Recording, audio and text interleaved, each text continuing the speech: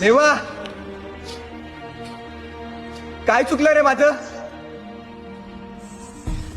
लहानपणी वाटायचं कधी मोठं होईल.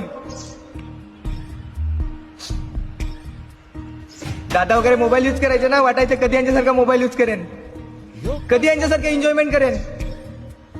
पण नाही रे देवा, मी चुकीचा होतो.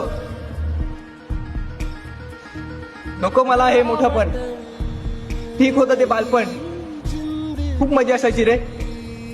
नाही घरचं टेन्शन, नाही बाहेरचं टेन्शन, नाही करिअरचं टेन्शन. फक्त मजा करायची, संध्याकाळी थकायचो आणि मस्त आईच्या खुशीमध्ये झोपायचो. पण आता घरचे टेन्शन वेगळे येते, करिअरचे टेन्शन वेगळं. काय करू? काही चुकलं असेल माझं तर तसं सांग.